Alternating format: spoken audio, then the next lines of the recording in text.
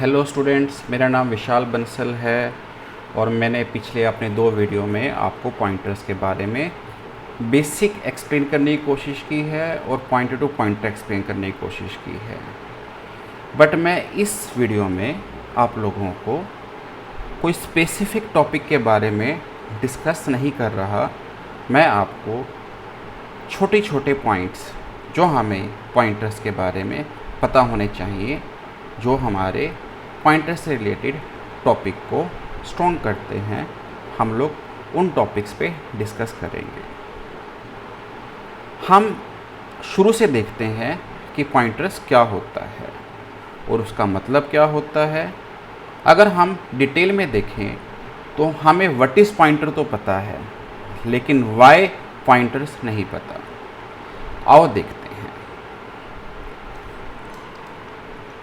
मैंने आपको last class में ये बताया कि जब हम इंट स्टार p लिखते हैं तो ये स्टार अपने आप में ये स्पेसिफाई करता है कि जो p है वो एक पॉइंटर है और ये किसी वैल्यू को नहीं बल्कि किसी दूसरे वेरिएबल के एड्रेस को होल्ड कर सकता है। बट अगर हम इटसेल्फ इस स्टेटमेंट को देखें तो हमारे दिमाग में कुछ बातें आती हैं कि इस इंट का क्या मतलब है। और अगर हम यहाँ पे फ्लोट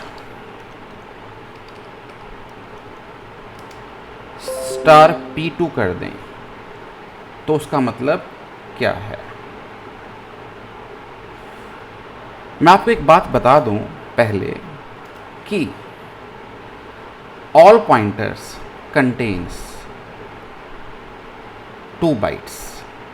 मीन्स हर पॉइंटर जब भी किसी भी वेरिएबल का एड्रेस होल्ड करता है, एड्रेस हमेशा इंटीजर फॉर्म में या हेक्साडेसिमल फॉर्म में स्टोर्ड होता है और हम उस हेक्साडेसिमल फॉर्म को इंटीजर में कन्वर्ट कर सकते हैं by using type casting. But अभी हमारा पॉइंट टाइप कास्टिंग या स्टोरेज के ऊपर नहीं है एड्रेस पे।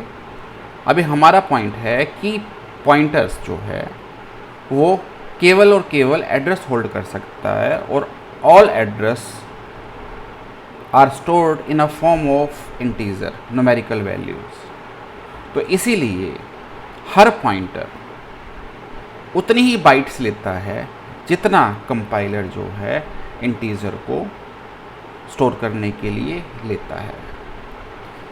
टर्बो C++ के अंदर पॉइंटर्स जो हैं वो 2 बाइट्स लेते हैं क्योंकि इंटीजर 2 बाइट्स में चलता है। हमारे कोड ब्लॉक्स के अंदर वो 4 बाइट्स लेता है क्योंकि GCC कंपाइलर जो है 4 बाइट्स को यूज़ करता है इंटीजर को स्टोर करने के लिए। तो अब इसमें पॉइंट ये आता है कि अगर सभी पॉइंटर्स 2 या 4 बाइट्स ही लेते हैं इन डिपेंडिंग ऑन द कंपाइलर, तो अगर हम यहाँ पर डबल लिखते हैं स्टार p3 तो मेरे हिसाब से या कंपाइलर के हिसाब से p2 और p3 तीनों ही पॉइंटर्स का साइज़ जो है 2 बाइट्स या 4 बाइट्स रहेगा। आओ चेक करते हैं।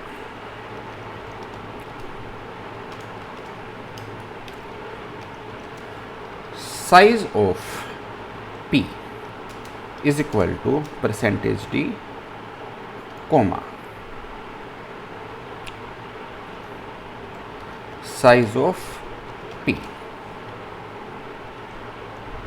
इसका मतलब ये है कि p साइज ऑफ फंक्शन या कीवर्ड क्या करता है, बेसिकली हमें जितना स्पेस साइज या जितना मेमोरी स्पेस वेरिएबल ने ऑक्यूपाई किया है मेमोरी में उसको शो करता है। प्रोग्राम को रन करते हैं,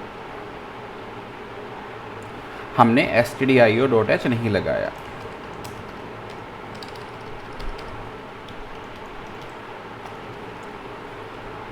अब रन करते हैं मैंने आपको बताया कोड ब्लॉक्स के अंदर इंटीजर का जो साइज़ है 4 बाइट्स होता है। इस चीज़ को भी अगर आप चेक करना चाहें तो हम यहाँ पर एक इंट A10 ले लेते हैं और हम यहाँ पर अगर शुरू में ही साइज़ ऑफ A देखते हैं तो उस कंडीशन में ये हमें जो है 4 बाइट्स ही दिखाएगा। इससे हमें ये पता चलता है, \n लगा लेते हैं जिससे हमें आउटपुट प्रॉपरली आए कि जितना साइज़ इंटीजर का था उतना ही साइज़ p पॉइंटर को भी मिला है। इन द सेम वे अगर हम यही चीज़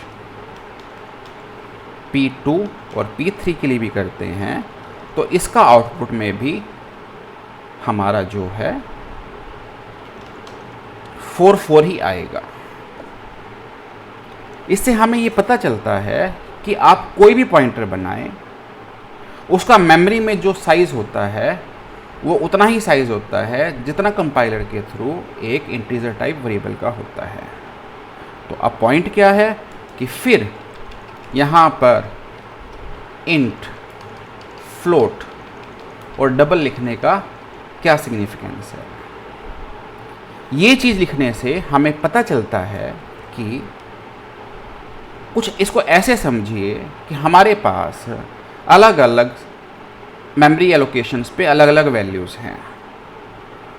जो ये डबल है ये हमें ये स्पेसिफाई करता है कि p3 पॉइंटर जो है उसके पास एक एड्रेस तो होगा, बट उस एड्रेस के ऊपर किस टाइप के वेरिएबल की वैल्यू है ये हमें ये डबल डाटा टाइप स्पेसिफाई करता है कि उसको कितनी बाइट्स को यूज़ करके वैल्यू को पिक करना है। आप मेरी बात समझे? मीन्स अगर हमने यहाँ पे फ्लोट लिखा है, फ्लोट का मतलब ये है जो p2 के पास एड्रेस है उस एड्रेस के ऊपर हमारी एक फ्लोट टाइप वैल्यू पड़ी है, और जब हम *p2 लगाएंगे तो ऑटोमेटिकली वो फ्लोट टाइप वैल्यू को पिक करेगा, ना कि इंटीजर या डबल टाइप वैल्यू को पिक करेगा। बट p2 में स्टोर क्या है? एड्रेस, और एड्रेस क्या है? इंटीजर टाइप वैल्यू है, और इंटीजर टाइप वैल्यू होने की वजह से इंटीजर 4 बाइट्स ले रहा है, इसीलिए हर पॉइंटर जो है हमारे इस सिचुएशन में 4 बाइट्स ही ले रहा है। इस चीज़ को हम एक्सप्लेन करते हैं थोड़ा और बेटर तरीके से। फॉर एग्जाम्पल हमने यहाँ पर फ्लोट टाइप का भी एक वेरिएबल ले लिया, float b 12.2, b is equal to 12.2, double c is equal to 12.3456। Suppose हमने यहाँ पर अब क्या किया, 3 डिफरेंट टाइप के वेरिएबल्स लिए और उन 3 पॉइंटर्स लिए। अब मैं क्या करता हूँ कि अगर p पॉइंटर के अंदर एड्रेस ऑफ b डालता हूँ, यहाँ पर क्या है, p जो है हमारा एक इंटीजर टाइप पॉइंटर है और हम उसमें फ्लोट टाइप वेरिएबल का एड्रेस स्टोर करने की कोशिश कर रहे हैं, तो ये पॉसिबल नहीं है, ये हमें एरर शो कर रहा है, क्योंकि जो हमने यहाँ पे p पॉइंटर लिया है वो ये कहता है, वो इंटीजर टाइप है और ये कहता है कि p जो है एक इंटीजर टाइप वेरिएबल का ही एड्रेस होल्ड कर सकता है। इस एग्जाम्पल से हमारा ये प्रूव होता है कि जो भी हम पॉइंटर के पास पॉइंटर से पहले जो डाटा टाइप स्पेसिफाई करते हैं वो कंपाइलर को ये बताता है जो p ने जो भी पॉइंटर ने एड्रेस होल्ड किया है वो किस टाइप के वेरिएबल का एड्रेस होल्ड किया है, और कभी भी एक पॉइंटर एक डिफरेंट डाटा टाइप का पॉइंटर दूसरे किसी डिफरेंट टाइप डाटा टाइप के वेरिएबल का एड्रेस कभी भी होल्ड नहीं कर सकता। मुझे लगता है आपको मेरी बात समझ में आ गई होगी। इसमें एक छोटा सा पॉइंट मैंने वर्ड में बार बार यूज़ किया है कि जो एड्रेस है वो ऑलवेज हेक्साडेसिमल फॉर्म में होता है, और मैंने कई जगह ये भी स्पेसिफाई किया है कि जो एड्रेस है वो इंटीजर टाइप का वैल्यू को स्टोर करता है। इस चीज़ को एक्सप्लेन करते हैं ब्रीफली। फॉर एग्जांपल हमने यहाँ पर b का नहीं a का एड्रेस डाला, क्योंकि b का एड्रेस हम डाल ही नहीं सकते, क्योंकि b जो है हमारा फ्लोट टाइप वेरिएबल है और float type variable integer type pointer के अंदर अपने एड्रेस को नहीं डाल सकता। तो इसीलिए हम लोग क्या करते हैं, यहाँ पे p के अंदर एक एड्रेस डाला। और ये आपको पता ही है कि अगर हमने p के थ्रू a की वैल्यू को एक्सेस करना है तो हम $p लगाकर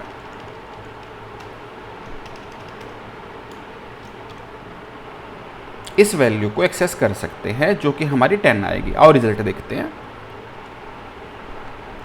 तो जो कि $p के थ्रू हमें यहाँ पर ये आपको 10 शो कर रहा है।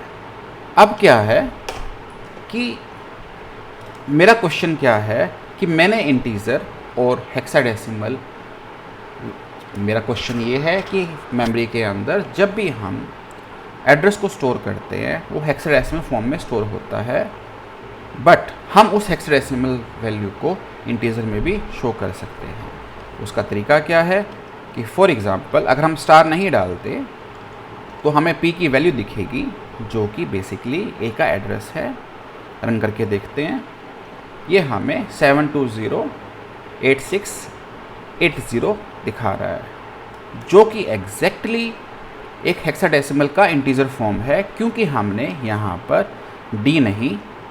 d लगाया है, x नहीं लगाया। अगर हम x लगाते हैं तो जो हमने वहाँ पर पहले एड्रेस देखा था इंटीजर फॉर्म में, उसी का कॉरस्पॉन्डिंग जो हेक्साडेसिमल कन्वर्जन आ रहा होगा, ये हमें उस चीज़ को शो करेगा।